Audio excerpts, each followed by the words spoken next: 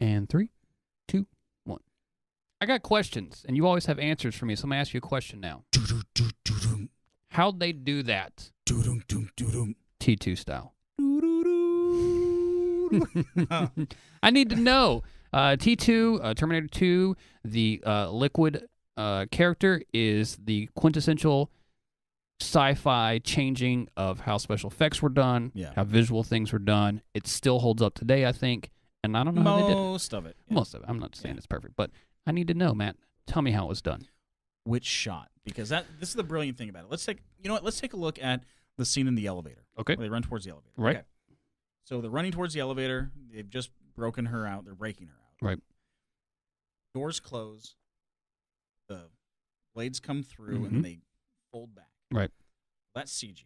Okay. Right. Door pulls apart and he's still got the metal arms. Those aren't CG. That's a makeup effect. Mm-hmm. Then they blast his head into two. Yeah, they do. It's a makeup effect. That's not CG. How long does something like that take? Is that an 8-hour process? Well, okay, here's the thing. That movie's a little different than pretty much everything else because it was inventing things, it was basically inventing the way things would be done from then on out. Okay. Right?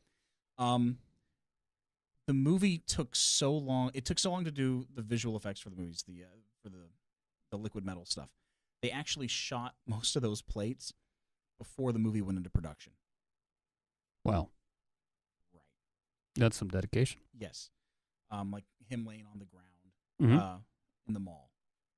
That was shot at a different time from the mall because they needed the time to work on it. But the amazing thing is there's not a whole lot of CG in the movie. But there are little hidden pieces of CG. Like when the truck goes over and crashes. Right. Well, that's a flipped shot. But you can easily see a street sign in the back.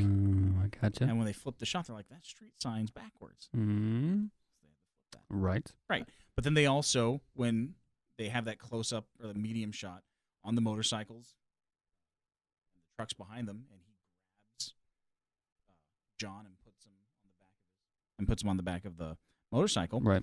That's rear projection. Screen. I love some good rear projection. Right. So they use literally every trick. How about the helicopter? When the liquid metal goes through the windshield of the helicopter and goes inside. That's CG. Okay. But then... any miniatures involved in that one? I don't think so, because they had this pilot named Bobby Z.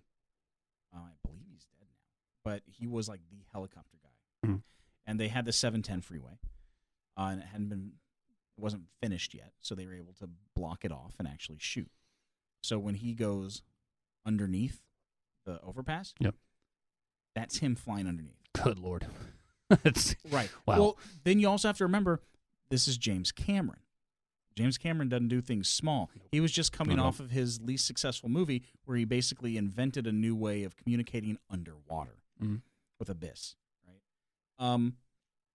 Which led to him being able to go down to the deepest trench in the ocean, which I'm very jealous of. I'm so happy he finally admitted that that's why he wanted to be paid to go down to the Titanic, and that's why he did the movie. It wasn't because he cared about it. Right. It's like, okay, at least he admitted it. Loves his honest, underwater exploration.